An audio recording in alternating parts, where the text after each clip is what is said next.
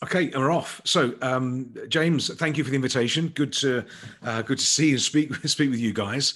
I think I've been working alongside you guys in the old Dennis Turnbull and D&T format now for, gosh, it must be 5, 6 years, and you've been supporting us with all our businesses over in the UK and Luxembourg as we've progressed and changed. So I feel part of the team as well, which is great. So good to have you all on the call today. I spoke with James and Dave and invited to do this thing, and the principle is really just some tips and ideas, really, I think, for you guys, things that I'm finding working out there with my other clients, and general principles all around treating and engaging with your clients as partners in the business, which a lot of organizations are doing. So what I've done, I put this workshop together. This is the format for you, just so you know. We've got about 35, 40 minutes of content from me. I'm going to be just chortling on with a few pictures and stories. At the end of 35, 40 minutes, I'll pause recording. I'll probably stop sharing the screen, and then we can have a discussion. We can go into breakout rooms, whatever helps, and just sort of compare notes. And if you can take away a few ideas from this, then that would be great. Any questions, please type them in as we go along, and I'll see you in about 35 minutes.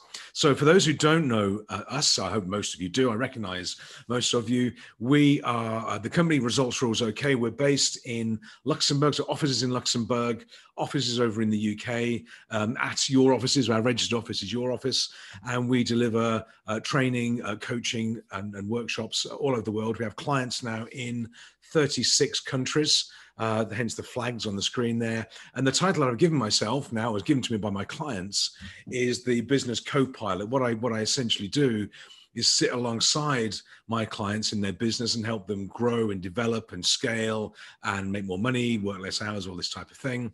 And typically companies in the SME sector, we work with franchisors, franchisees, and the range of clients with us right now, they range from, goodness, what do we have? We have a dating agency over in Germany. We have removals company, relocations company in Luxembourg. We have martial artists in the UK. We have a coach over in California. So all sorts of businesses all over the world doing different things. And the common thread out of all these companies, there are 2 or 3 common threads that I sort of pick up when I work with them, because I can't be a specialist in all of them, is how they treat their clients, how they treat their customers, how they treat their partners. So what I'm going to go through is some tips, ideas, and updates and ideas and thoughts around clients and relationships and that type of thing that hopefully you can take away and build into your daily routines or your customer, client, partner routines. So first of all, I've got a question for you guys, and just type it into the box. The chat box is fine. It's just for me, it's just an interesting one for me. If I said to you, I ask you, what business are you in? What would you say? As I met you back in the old days when we could network at events, that sort of thing. What would you say if I asked you, what business are you in? What would you? How would you describe it? Show business, excellent. Philip, thank you. People business, absolutely, yeah. Anybody else? Good. Customer service business, Billy, yeah, excellent. Yeah, go on. Anybody else? Oh, come on. There's more than 3. This is good. Anybody else? Go on. Just type in an answer. There's no right or wrong. I'm just interested in your thoughts. That was all. Helps me guide the content. But in principle, I mean, I think James, actually, I think you're in the partner support business. Excellent. Payroll accountancy. Yes, absolutely. Everybody, of course. The business, I think the business advisory. Thank you. Who's Dennis Turnbull? Just out of interest, I know who signed Dennis Turnbull, just so I can say hello. D&T, because they're hiding behind the Dennis Turnbull login at the moment. Just type in who you are. And it's yes to all these sort of things. Essentially, I think you're in the same business as I am. You're in the same business as the manufacturing clients we work with, or the recruitment clients we work with, or the franchise clients. And we're all in the 2 things. It's the customer service business. So Billy got it on the head there. Customer service, and also the relationship business. And what I think I found, even I was speaking to a client this morning, and he runs a large organization in Luxembourg. And we were talking about his business and sales. And I said to him, I asked him a question. I said, to what extent in your business, and he's in asset management and funds. So it's, it's pretty, these are big numbers he's dealing with. He deals in millions and billions. I said, to what extent is it the buying decision or the relationship decision based on the people in the organization and not just the degree of compliance and price and serviceability you can offer to them? And he's interesting. He said it's about 50-50. He believes, and he's got some evidence to back this up, that even at that level, clients make buying decisions. Yes, it's based on compliance and price and service and support and everything like that, but fundamentally around the relationship they have with the people in the organization. Even at the global asset management and fund level, there is that personal relationship, that personal trust. And certainly in the SME sector where I operate, I know you guys operate, and the franchise sector as well, that it's all about relationships. We're in the people business. I don't think I've ever I don't work with any companies. I don't have a company as a client. All my clients are people who we work with on a regular basis. You can't sell to a company. You can't work with the company. You can only work with people. That's why I think this relationship aspect is so critically important. I think observation for you guys, I mean, we have, you do our accounts for us, and maybe Lynn is probably the person that gets more involved. And it's great. We get great service. So thank you for that. All is good. But there's some highlights there that I've noticed that makes a big difference to what we do as a client of D&T that I can sort of highlight as we go along. And it's all about, it's not the technical work that you guys do. It is. That's expected to be good and great and that sort of thing. It's Lynn had a phone call from the person who's looking after our accounts. I think it was last week. We got into a bit of hot water with the Luxembourg authorities, which is easily done. And it was, anyway, all this sort of thing. And the phone call came in, and it was just literally, this is what we're going to do. I think they spoke to the people in Luxembourg, sorted it all out. All is good. It's all nice and relaxed, all done, no problems. And that phone call, it made the whole week a better week, because we don't know what's going on in Luxembourg. We have no idea. We don't know what the rules and regulations are. And that uncertainty was quite quite worrying, because Luxembourg can hand out some big penalties if you're not careful. It's all sorted. But the reason for that was it wasn't the technical work that I know that was being done on our behalf. It was the conversation and that sort of confidence boost, which made it so much better. So I think we're in the relationship business. I think we're in the customer service business. Yes, you're in the accountancy business and you're absolutely payroll and that sort of thing. But that's what you do rather than what clients see. They don't know how you do what you do, and they don't want to either particularly. But I think it's that relationship is really key. So we have a renovations property that we are doing up, which is that, so this house is in a place called Metz, which is about 40 minutes south of Luxembourg, down the autoroute, the Autoroute du Soleil, as it's called, a route to the sun. And we have offices in Luxembourg. Now, our rental, this is a rental house, so we're moving out. We've got a renovations house, and we had to get a plumber and an electrician to come round. And we booked him, all done. We did my email and telephone call, all booked. He's going to be there. This is some weeks ago now, about 10 o'clock on the Friday morning. Fantastic. We can get everything running along. And then nothing happened. He didn't show up. Not only did he not show up, but there was no message. And then about 4 or 5 o'clock in the afternoon, we had a WhatsApp came through, and it was, "Oh, very sorry, got stuck. It'll be next week now." And it's like, flipping heck. Now, the thing is, if he had which happens, unfortunately, with, as we found out, with builders and plumbers and all sorts, they're a pretty unreliable bunch. Now, it wasn't the fact that he was going to be late or that he was going to be a week after to come and do the work. We can deal with that because it's a renovation property. We can do other things. We can get the electrics done first or something. It was the fact that we didn't know. And in the absence of knowledge, we create negativity. We just do, because if we assume something's going to happen and then it doesn't happen, we don't think positive of the person or the situation, or would tend not to. We tend to create a negative situation. And now what he should have done, as I explained to him, doing what I can be a bit of a nightmare to work with, because doing what I do, I have to explain these things to people. And I said, look, if you'd have texted us in the morning at 9 o'clock saying, "I'm stuck, whatever, I can't get there, really sorry, I'll be there on Friday next week," wouldn't have been great, but we would have known, we would have had some certainty about it. So in business, there are two types, or two, if like, flavors of time. The first one is objective time. So I work in objective time. I have a diary, I have a schedule, I have things I've got to do that take me time, whether it's writing or delivering or researching or whatever it is. Objective time. And so do you guys. You know how long it takes to do a set of accounts or returns or tax returns or whatever it is you do. You know how long it's going to take you, whether it's going to be 5 hours or 3 weeks or whatever it is. That's objective time. Now you know that because you're the specialists. However, clients, my clients included, don't work on objective time. They work on psychological time. And so what they assume is, well, I've given you the information and therefore what's happening, because they don't know what you do. I don't know. I don't know what you guys do. Not technically. I know it's amazing, but I don't know what it is that you do. So if you get a piece of work from somebody, you know it's going to take you a month, let's say 3 weeks, a month to do the work, but the customer doesn't know that. And if they think in their psychological time, they think, well, I should get the answer back within 3 days or something like that. And obviously that can't be done because the actual objective time is longer. As soon as it goes over that psychological time for the client, they start building up frustration. They start thinking, well, what's going on? Why haven't I got my account, or why haven't I got whatever it is I'm waiting for? And that's when you start getting the chasing emails.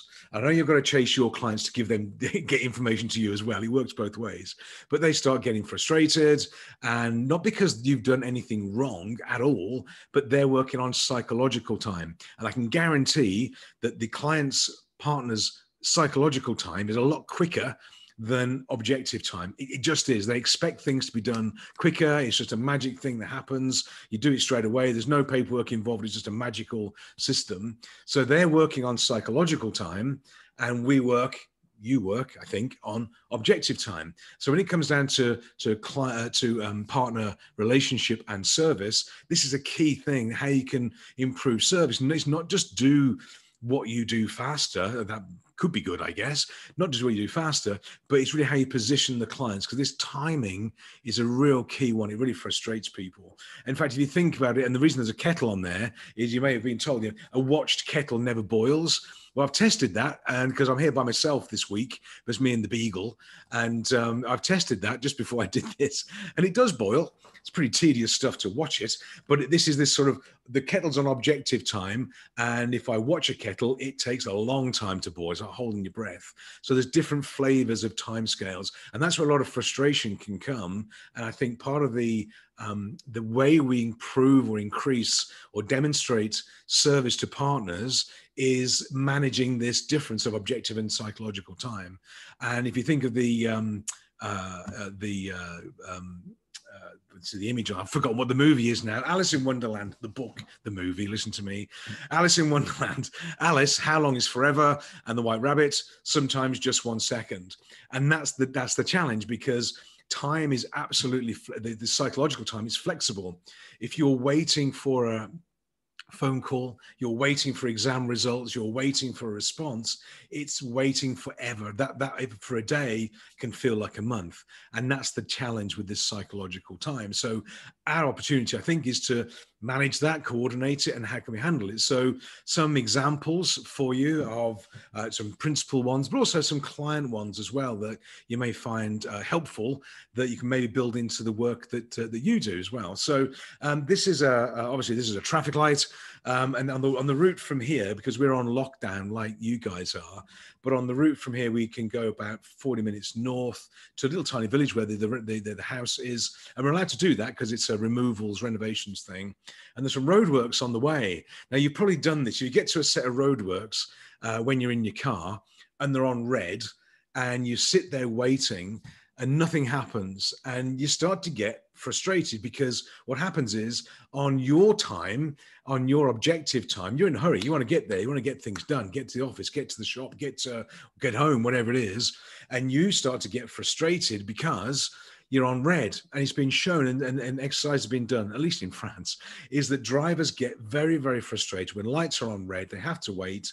And then they've seen a certain number of accidents have happened where people have, jumped the queue, tried to race through the lights. They've either hit a worker or a pedestrian or a car coming in, and it causes a lot of chaos because that frustration builds in because their psychological time is a lot shorter fuse than the actual time. And what they've done, and they did this out of interest, the set of traffic lights on the roadworks, and in the summer they changed them, so set traffic lights, then they put one of these on as a counter. And so you sit there on red, and it's a digital red light, and this is the natural red light, and it counts down.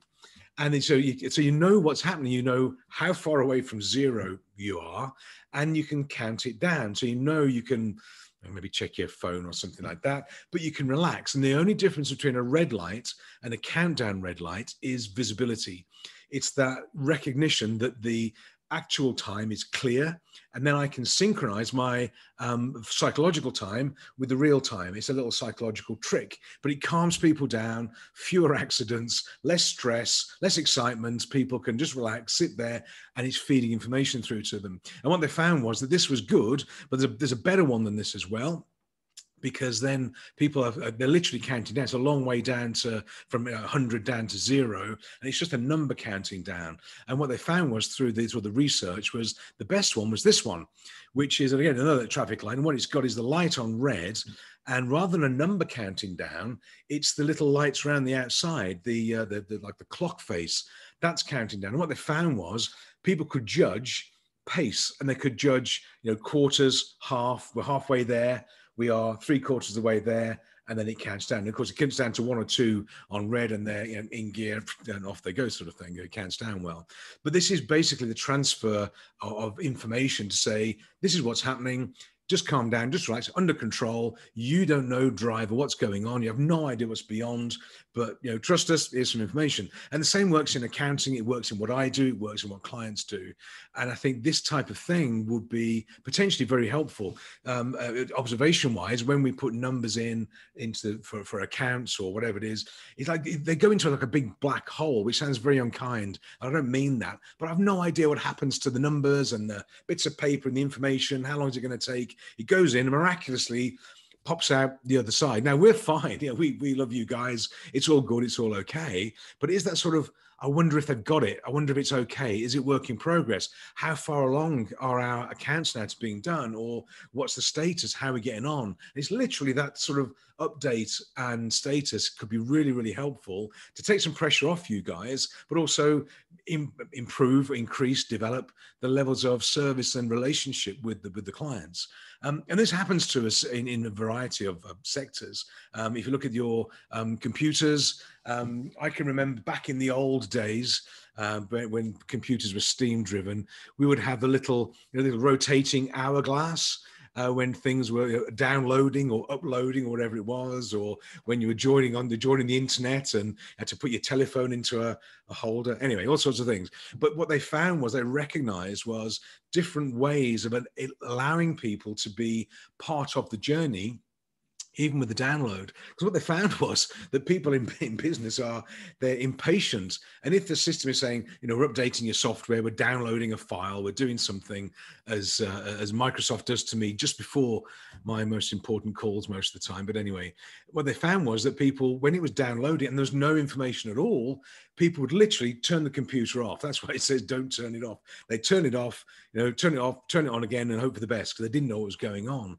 Then they introduced different icons and ways of measuring and tracking the updates. And what they found was that these bars, you can see on the screen, these bars, the 50% bars, where it's got a numerical guide and you can judge the pace, that was the best way of doing it. What they also found out was, just out of interest, was, as always happens or used to happen, they had this bar, and you may have recognized this, that when it's downloading some software or updating or something, it's on a percentage bar, and it goes, it sort of jumps in 5s and 10s and then 20s, all this sort of thing, and it gets to 99%, and then it freezes. It just stops for about 10 minutes. And then you get really frustrated because it's gone all the way through to 99 and it stops.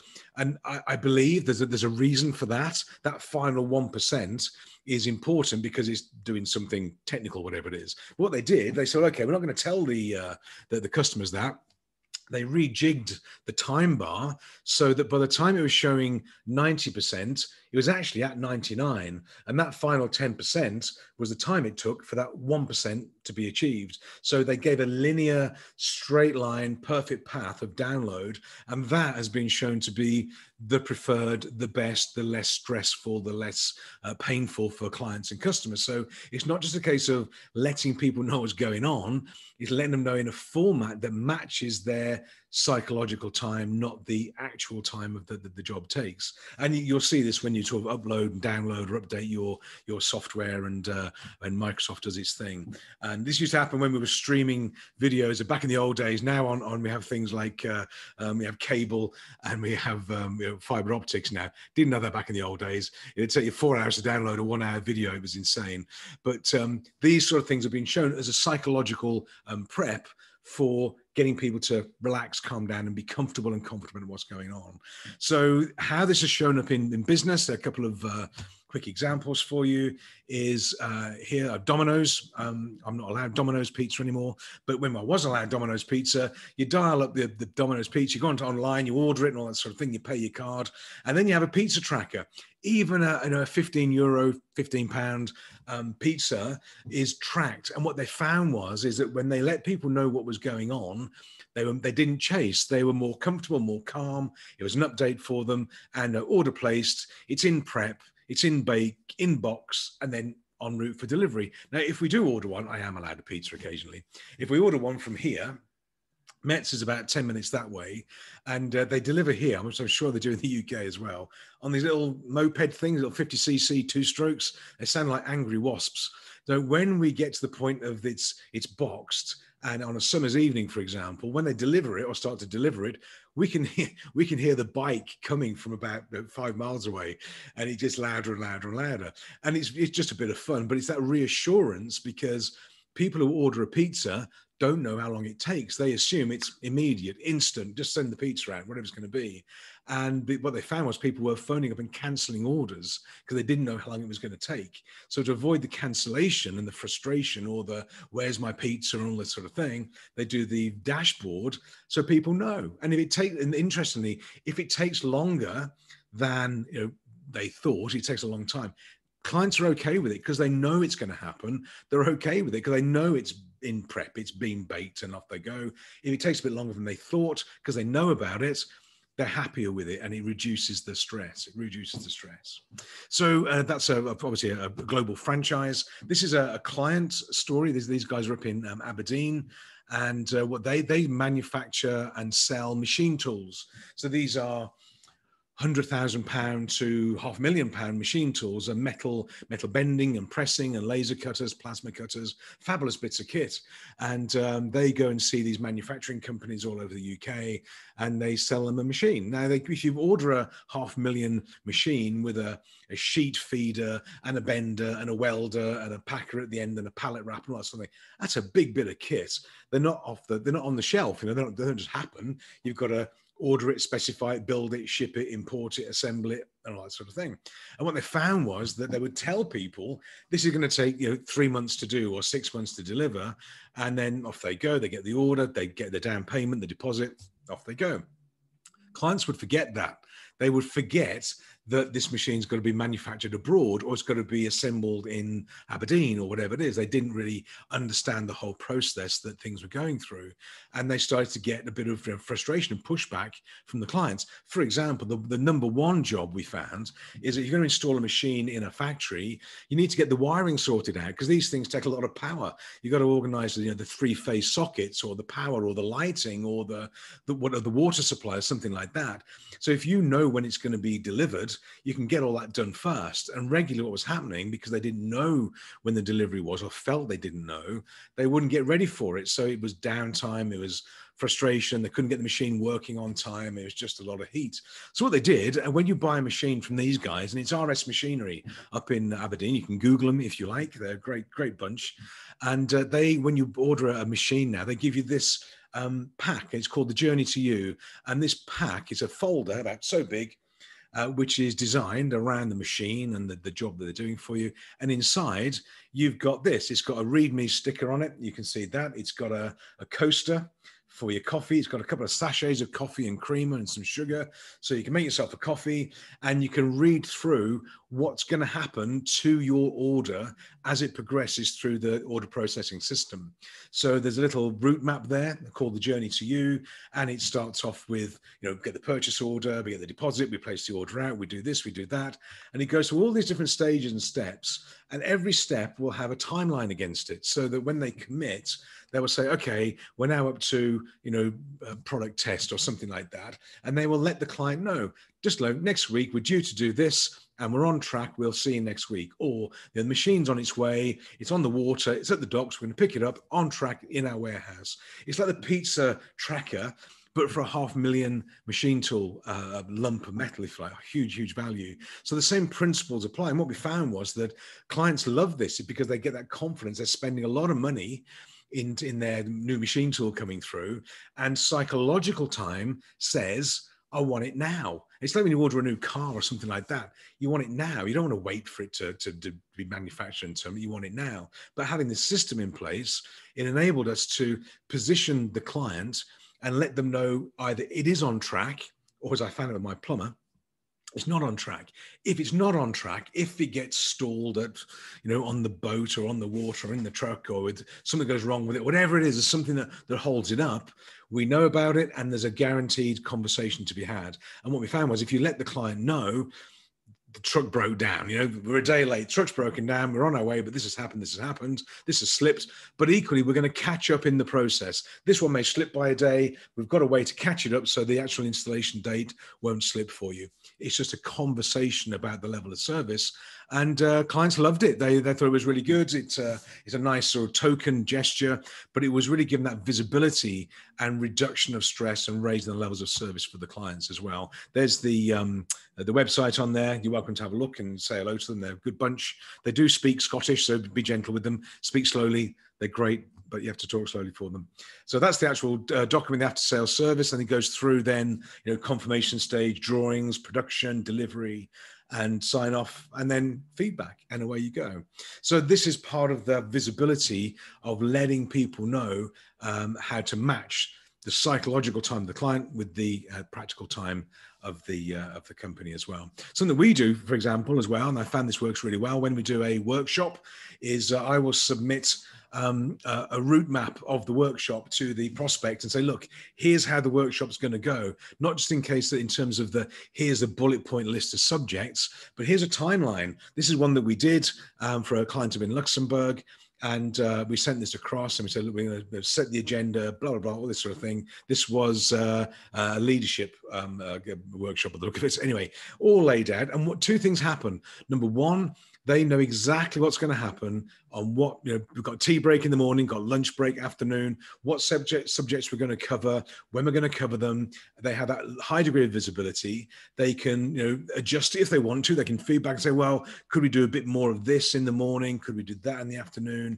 Absolutely fine. But this visibility really improved our conversion rate, not reducing our prices. When I did this template, this was a couple of years ago now, this sort of approach and template, the visibility it gave to people was it improved the level of sort of trust and confidence, because it took all the ideas that were in my mind. I know how the workshop's going to go. I know how this one's going to go as well. But what I was in my mind, my psychological impression, I made into a visible document for them. And they went, okay, that's great, fantastic, off we go. Or, yeah, that's great. Could we change it? Could we modify it? Could we improve it? And by doing that, when they sat in the workshop, they literally would sit there with this at the back of the room, not to audit, but just they knew what was coming, and it gave that level of confidence. And it took all my ideas and put them into a framework for them. So even visibility like that can be really helpful. And it did improve our conversion rate on sales from just a bullet point listing to a visible representation. And we're doing video now as well to support it, but visual representation is really powerful. And the reason I did this at the start of the workshop, if you like, was to let you guys know what to expect. And I hope I explained. I'm going to hide you on video. I'm going to mute you. You can ask questions by chat. The video will not reflect you. You're not being seen on the video, for example. We're going to do about 35, 40 minutes of me warbling on. Then we're going to do some group work, 15 minutes, and wrap up with a Q&A. So I hope I've let you know what to expect, because I know coming on a webinar like this is a little bit unusual, a bit strange, even if you're used to working from home. But you get something like me turn up and you go, what the heck's he going to do? Is he going to pick on me and ask questions? What's going to happen? I'm not. So I do these sort of things to let people know what to expect.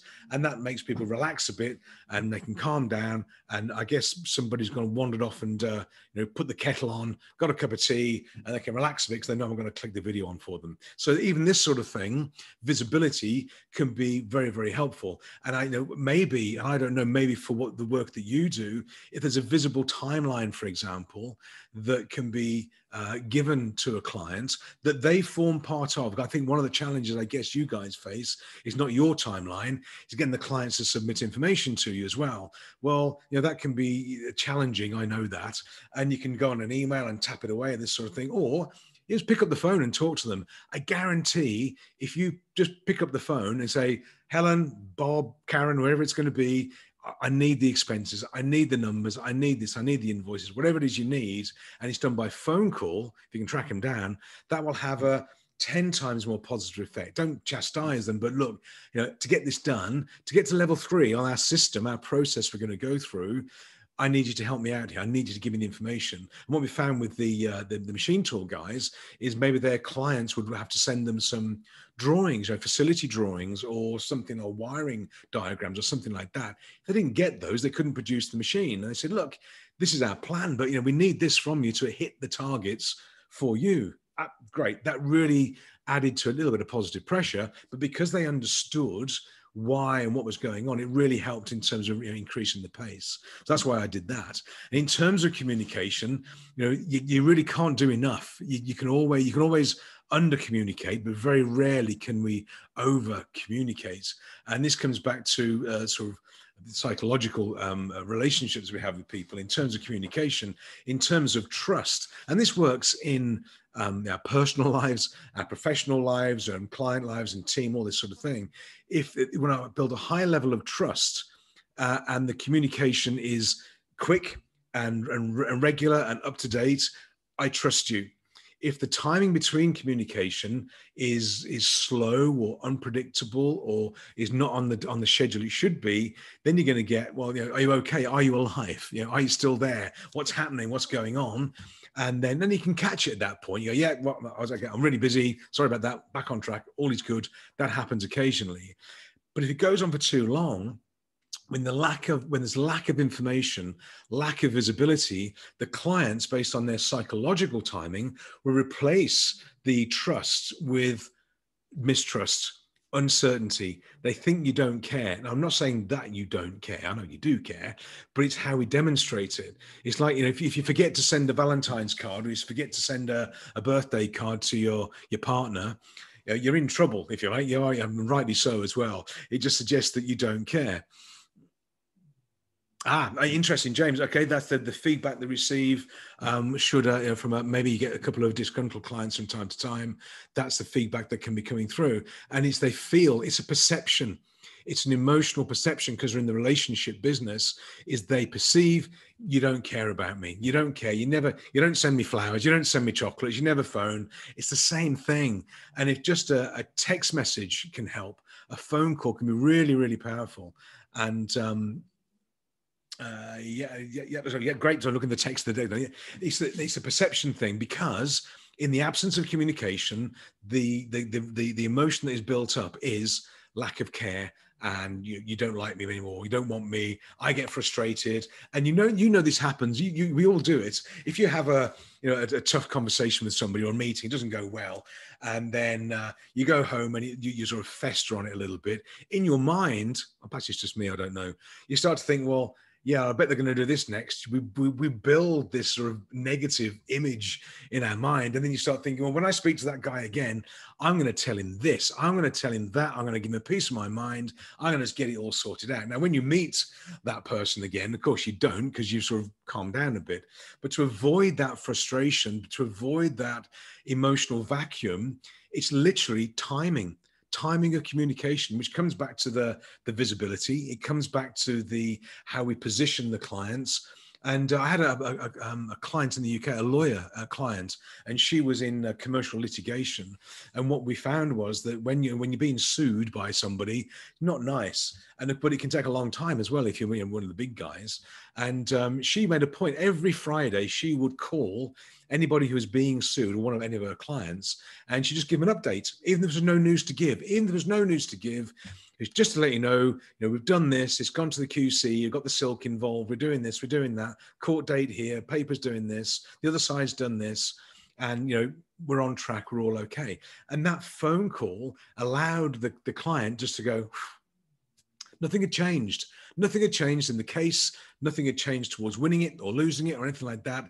It was just this, you care. A lawyer cares about it. She didn't charge for it. There's no invoice got raised for that call.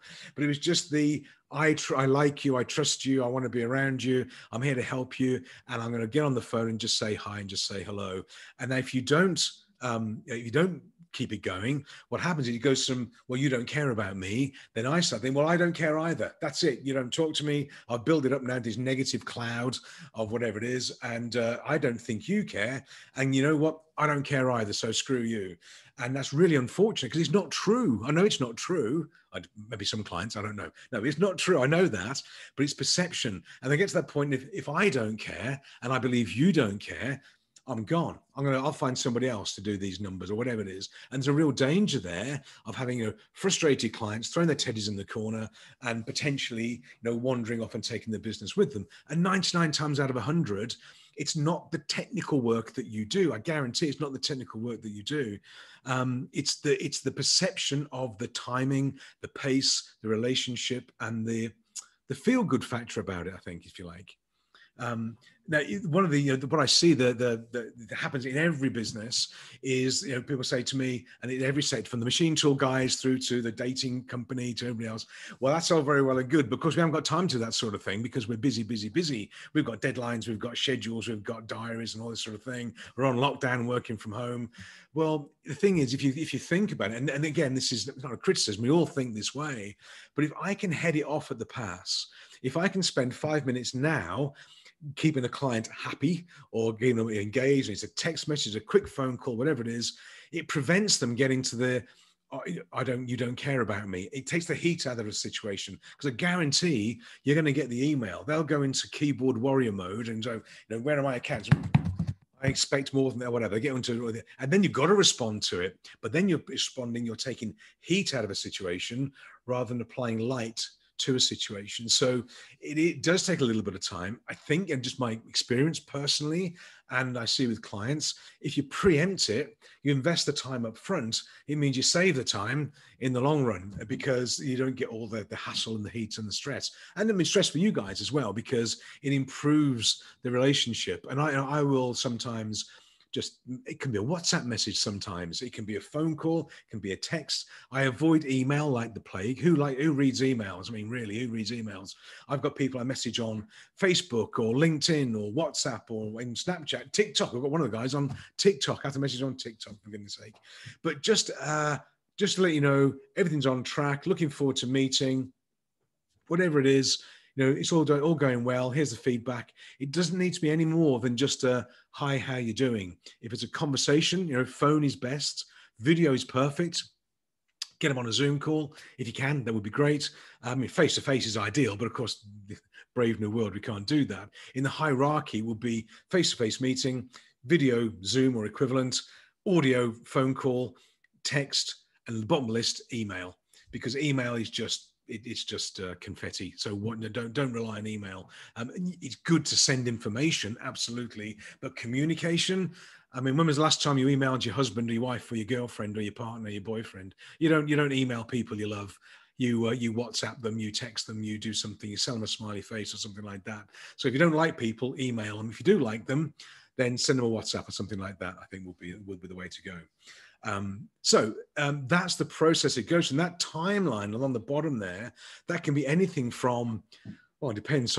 10 minutes for some people, but maybe it's over a couple of weeks or something like that. If in my business, where I'm quite fortunate, I'm very fortunate, we speak to our clients every week. Every week we speak to our clients because we're on a program, we're doing events, we're doing workshops. So the pace of communication is pretty quick. Even so, I will occasionally drop a message. It might be a Skype message or something like that. Just to let you know, done this, got that, all prepped, see you next week, whatever, something like that. Just to let them know that I'm around and I do care about them. I do care about them. It's, I'm in the personal relationship business as well. Does it take a little bit of time? Yeah, it does. But I like it because I want the clients to get a good experience of working with us, say nice things about us. And guess what? All our business comes from referrals. So that's the way it can work. And a similar sort of thing for you guys. So will it take a little bit of time up front to do this? Maybe. Yeah, it will. It will take a bit of time. I think it'll save you time in the long run, in pressure time, stress time, heartache time, and also paper over the cracks time as well, and having the heated conversations, and also the maybe potential risk for losing a client, which is a real shame. So that's how that communication structure works. And in summary, I mean, just overall, in summary, I'll go for some questions in a minute or two. My 40 minutes is just about up. But in summary, it's really set the expectations, give them a roadmap of what to expect. Even if it's to produce the accounts or whatever it is, let them know what they've got to do. How do they need to help you do this? What are you going to do by when? What's the due date? They know what's going on. It's like the ticking clock on the roadworks. It's that countdown factor. So set expectations, make it visual. Don't just tell them because they'll forget. They're like toddlers. Give them a picture, give them a map, give them a structure, give them a flow chart, give them something that they can monitor. If you can give them a dashboard, I've got a couple of clients doing this right now where their clients can see the progress of their work on a physical dashboard like Domino's, and they can see that the work is here, it's being done here, it's being transferred there, and all this can be done. That will be gold, and I'm not recommending or suggesting particularly like tomorrow do that. But if I as a client can say, wonder what's happening with my accounts right now or whatever it is, I can go click, wow, there's a countdown clock, whatever it is. I can just be relaxed. I can be, it's underway, it's all happening, it's there now. I'm not going to worry about it because I don't know what you guys do, but I can see the countdown, all is good. I can relax and away you go. So make it really visual. Keep the promise. If you've got a timeline to meet and you hit the timeline, fantastic. If it's going to be late by a bit, let them know before. You get away with murder if you let people know, because if it goes over, then you're into psychological time again because off the timeline, we broke the spell. Psychological time kicks in, and whatever you do, you're late, even if it's like 5 minutes. So keep the promise. If you can't keep the promise, pick up the phone, let them know. Just let you know, all is good, we're all okay, but this has slipped. We're going to do that. We're going to catch up here, going to do that. Is that okay? And I guarantee if you have that conversation, 99 times out of 100, people are going to go, yeah, fair enough. Thanks for letting me know. And away they go. That's it. Job done. Because it's going to be late anyway. You might as well let them know about it and get a positive response from it rather than heat at the end of it. And finally, if in doubt, just phone them. And when I put the picture of the phone on there, I thought, my goodness, that's a very old telephone out of the museum. But of course, anyway, so excuse the old telephone, but just pick up the phone, pick up a Zoom, pick up a Skype, whatever it is, click on their mobile. Hi, it's me. Leave them a message if they're not there. Just 2 or 3 minutes, just to let you know what's going on. Have a great week. Have a great weekend. Speak to you next week. Love and kisses, D&T. And I think that's how we can potentially improve the relationship, the level of customer service, the partner service and support by visibility, taking that psychological time out of the equation and you being in control. I think giving you guys control is probably one of the key things. So that sort of completes the content from me. So what we can do is go into, how about, would you like, because 18 people on it, but difficult to have a sort of discussion. What I'm going to suggest is I'm going to pause recording, if that's okay. I'm going to set up a breakout room for about 10 minutes, have a quick discussion, then we'll come back into the room, have a big discussion, and just give me, you know, a couple of ideas or thoughts and observations, things you can maybe take away and do that you can implement that would make this maybe sort of come to life for you guys. So I hope that's been of help and interest. Let me just pause the recording and then